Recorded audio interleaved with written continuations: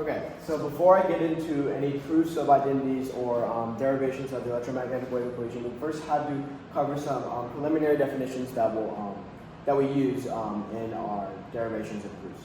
So the first definition that we will cover is the curl of a vector field. So the curl of the vector field is equal to the cross product of the gradient across the vector field. And a visual representation of curl is pretty much how much, it's kind of in the name, how much vectors curl around a point.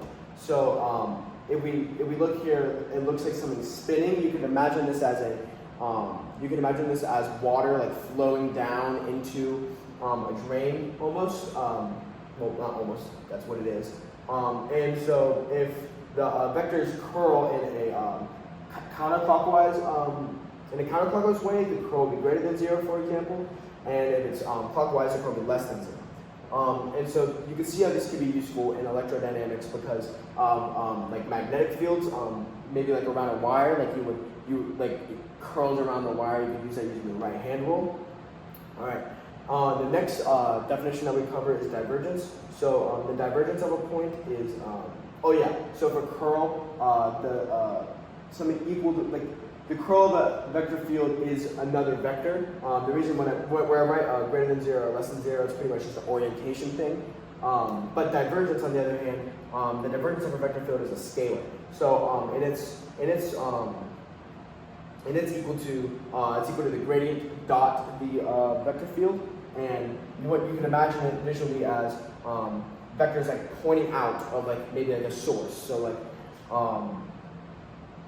it's like something could be generating vectors coming out of it, and you can see this in a positive electric charge. It generates an electric field that pushes out from the charge, or a negative charge will have vectors pointing towards the charge.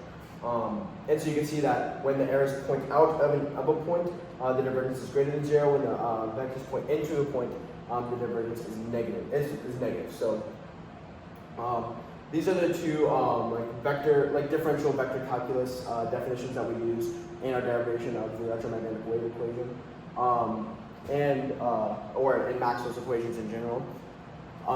And so something that we use in the proof of the identity that we're going to use in the derivation, we're going to use Einstein's index notation. So this is a very useful notation that can get rid of pesky partial derivative signs that just take up an entire whiteboard and are really annoying. So we can simplify this using index notation. So a vector in index notation, you really just write it as these two components, where the E hat are basis vectors. So it's kind of, you can imagine E1, E2, E3 to be I, J, and K for normal vectors, and then A1, A2, and A3 are just the scalars of those basis vectors. So that's how Einstein index notation, and it works, and it's actually defined more of as a sum. So the sum of AI like that, and that's equal to this. But really, it's implied that it's a sum when you just write it with equal indices. So I don't know what to really call this. We use this this object called Kronecker delta a lot, and it has a really simple definition. It says that if the two indices are equal, then it's equal to 1. If the two indices are not equal, then it's equal to 0. This is really useful in simplifying equations. And the Lebesgue tensor also has a simple definition, but not as simple. So it takes in 3 indices, and it's equal to 1 if I, J, and K is an even permutation, 0 if any two indices are equal, and -1 if I, J, and K is an odd permutation. So you can imagine permutations as pretty much if you could count the numbers in the correct order, cyclically. So if it's down here, if it's 2, 3, 1, that's even because you could count it as 1, 2, 3, reading it from right to left. Well, no, left to right. And then, but this is -1 because it's an odd permutation because you can't read it 1, 2, 3. It's 1, 3, 2. So that is equal to -1. And here's an example of two indices equals 1. There's 2 1s in the indices, so that is equal to 0. So we use Einstein's index notation to simplify a vector identity that we will prove later on. So.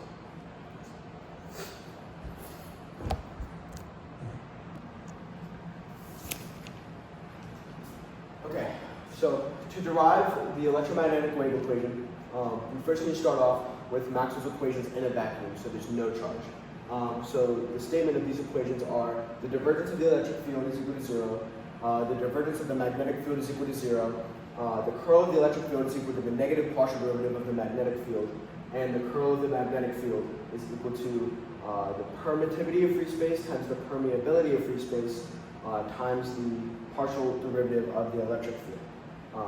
And so how the derivation starts is it takes the curl of both curl equations, and it becomes important that you do this later because there's a vector identity that we will use that puts the curl of the curl in terms of the Laplacian, which is an important component of the wave equation. So taking the curl of the curl equations, we'll start off with the electric field. We essentially get the curl of the equation that we have up here. And because of the properties of derivatives, we can pull out this derivative, and we essentially get this component, which is the curl of the magnetic field, which we have already in Maxwell's equations. So we could reset this equal to the partial derivative of permittivity times permeability. And then and then taking the derivative of this term again, using from this derivative, we get negative.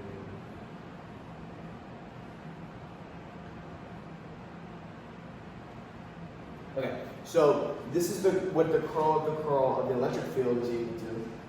And so now we do that with the magnetic field, and it should equal the exact same thing.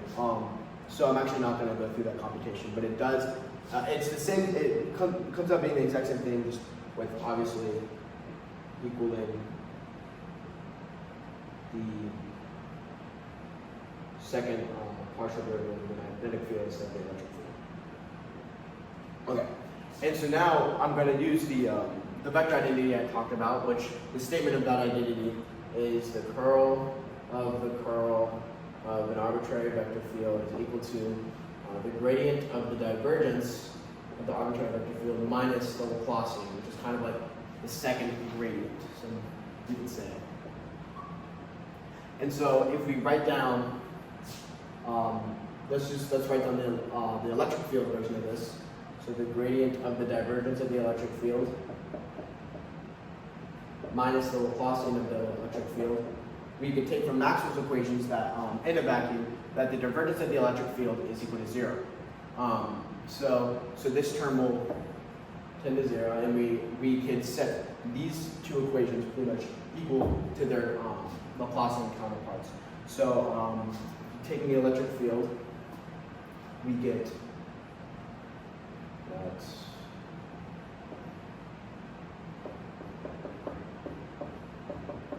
is equal to negative Laplacian. Obviously these negatives cancel, and we get that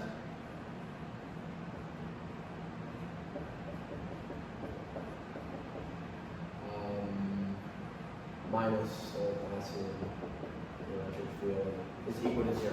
Now this almost looks like a wave equation, except one more thing that we could do to simplify this even further is using these two constants, we could use the identity that 1 over the square root of the multiplication of these two constants is equal to the speed of light.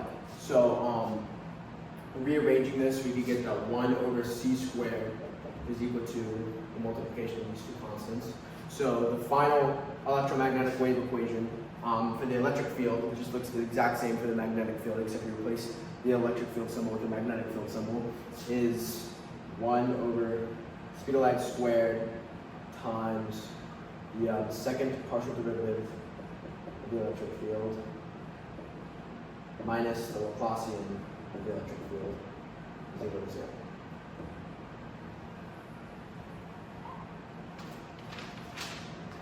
And of course, this is the same equation for the magnetic, electromagnetic wave equation, except you just replace it with B. So it's the same thing.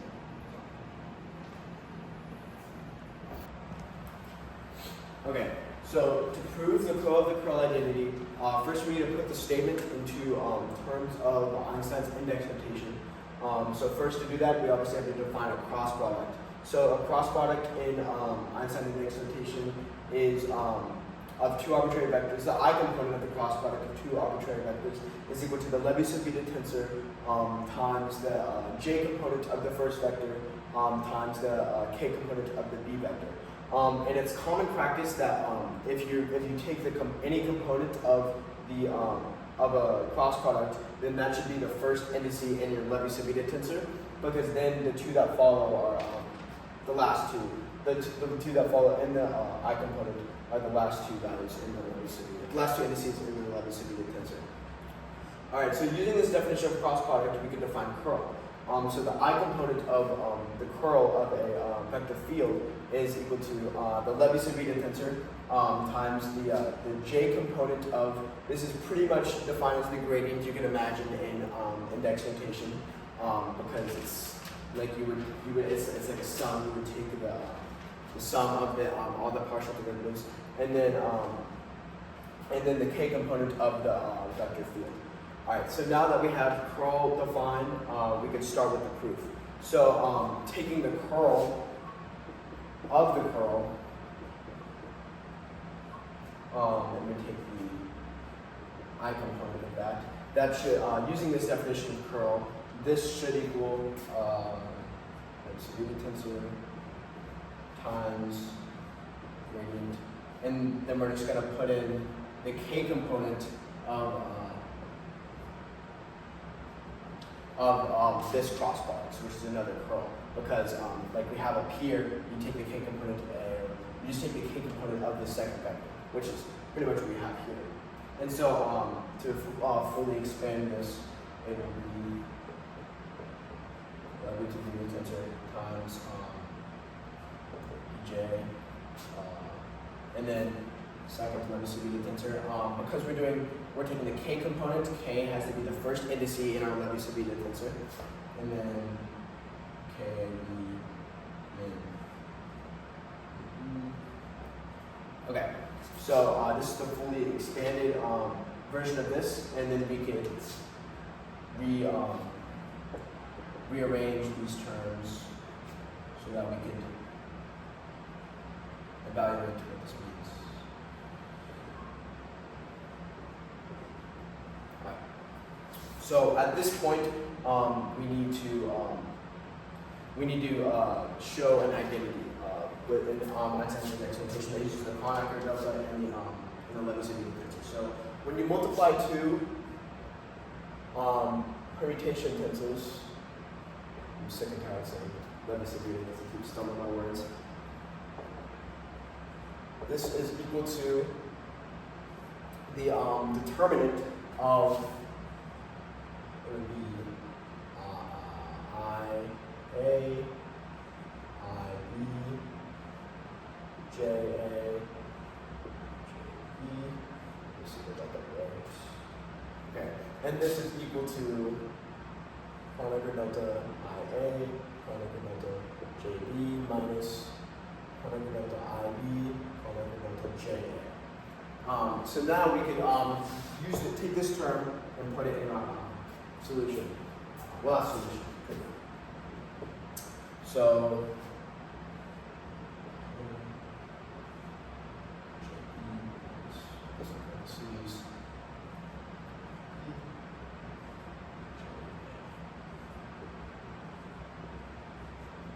Alright, so now the next logical step is to distribute this side with the gradients, and then with that, we'll get that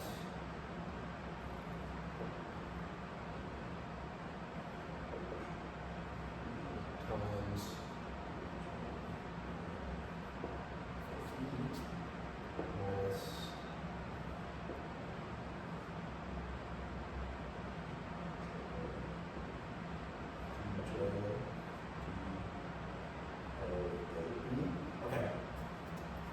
And so now we need to use another important identity with Kronecker deltas, and it's that we have a delta, and then you have, well, I'm just going to take an example from here. You have IA times, or it's any arbitrary vector. I can use just a vector A. And then, so this will be equal to this arbitrary vector, and then the component that, or the indice that is not duplicated, so the I. So implementing this equality, we will get that we could rearrange a lot of the Kronecker deltas in here. So it will rearrange these to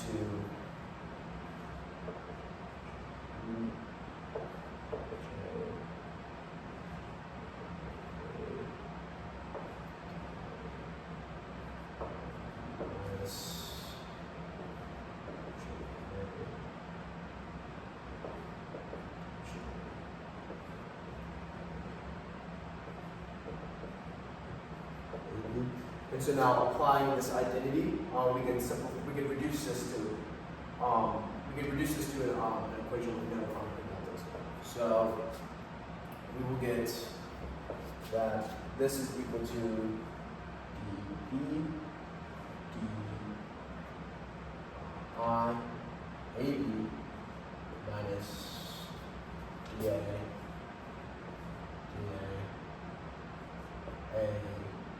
I. And so now we can clearly see that this is already starting to look like the other side of the equation of our vector identity. We can rearrange these two terms, give di times dB. No, it's not times, it's an operator. dA. And we can see that this is the gradient of the divergence minus the double Laplacian of the arbitrary vector space. So using Einstein's index notation, we have proved the identity that the curl of the curl is equal to the gradient of the divergence minus the Laplacian of the arbitrary vector space.